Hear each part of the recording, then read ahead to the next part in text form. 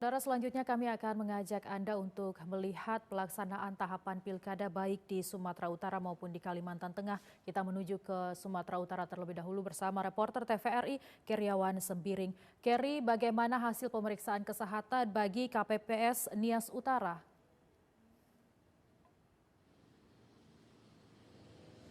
Baik, selamat pagi Dewinta. Dari Medan, Sumatera Utara dapat kami sampaikan terkait dengan pasca dilakukannya perekrutan terhadap anggota kelompok penyelenggara pemungutan suara atau KPPS di Kabupaten Nias Utara, di mana seluruh anggota KPPS harus mengikuti rapid test. Dan jika terdapat dari anggota KPPS yang reaktif COVID-19, maka harus mengikuti langkah lanjutan yakni swab dan isolasi. Apabila anggota KPPS yang bersangkutan atau yang dinyatakan reaktif COVID-19 tidak bersedia untuk mengikuti langkah lanjutan yakni swab dan isolasi, maka akan didiskualifikasi menjadi anggota KPPS di Kabupaten Nias Utara.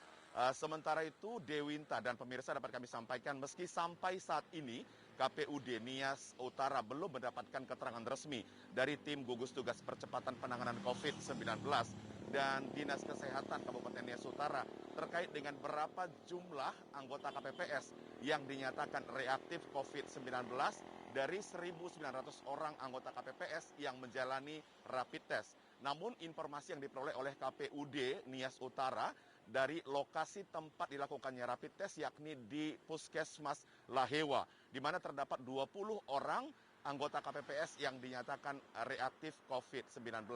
Untuk itu, Komisioner KPUD Nias Utara, Munawaroh, mengatakan memang aturan yang berlaku adalah jika anggota KPPS yang melakukan rapid test dinyatakan reaktif COVID-19, maka harus mengikuti langkah lanjutan yakni swab dan isolasi. Dan seluruh biaya ya akan ditanggung oleh pemerintah Kabupaten Nias Utara. Berikut pernyataan dari Komisioner KPUD Nias Utara, Munawaroh. Yang reaktif akan dilakukan penanganan sesuai dengan protokol COVID. Bisa juga misalnya isolasi mandiri dan bisa juga diteruskan dengan yaitu pemeriksaan swab oleh pemerintah Kabupaten Utara, dalam hal ini gugus tugas ya dari pemerintah kabupaten. Sangat baik untuk meyakinkan masyarakat bahwa petugas kita juga di tingkat KPPS itu telah bebas dari COVID. Dewinta dan juga pemirsa, saat ini KPUD Nias Utara mendesak tim gugus tugas atau Dinas Kesehatan agar merilis berapa jumlah anggota KPPS yang dinyatakan reaktif COVID-19 setelah dilakukan rapid test kemarin.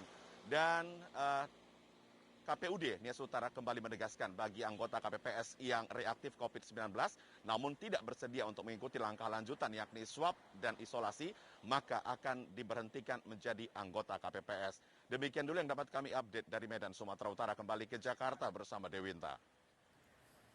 Ya, sementara itu dari Kalimantan Tengah dikabarkan petugas pemilu gencar menyosialisasikan tahapan pilkada yang sesuai dengan protokol kesehatan termasuk skenario pada saat pencoblosan nanti. Dan untuk informasi selengkapnya kita bergabung bersama reporter TVRI Sony Mahat langsung dari Kalimantan Tengah.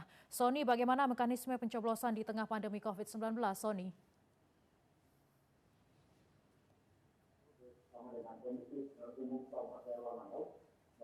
Pemilihan Umum Kabupaten Lamandau melaksanakan simulasi pelaksanaan pemungutan suara untuk pemilihan gubernur dan juga wakil gubernur Kalimantan Tengah tahun 2020.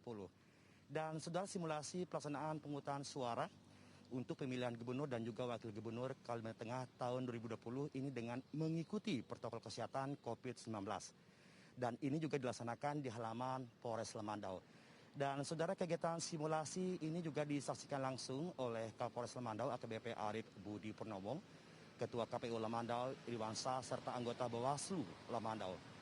Dan sementara itu Kapolres Lamandau AKBP Arif Budi Purnomo mengatakan bahwa tujuan dilaksanakannya simulasi pelaksanaan tentang pemungutan suara untuk pemilihan gubernur dan juga wakil gubernur di tahun ini, tepatnya pada tanggal 9 Desember mendatang, adalah diharapkan dapat berjalan dengan lancar.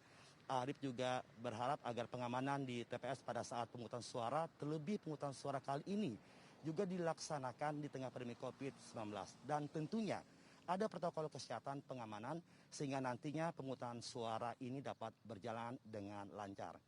Dan saudara, selain juga tentang bagaimana pengamanan dan juga simulasi dilakukan di setiap TPS.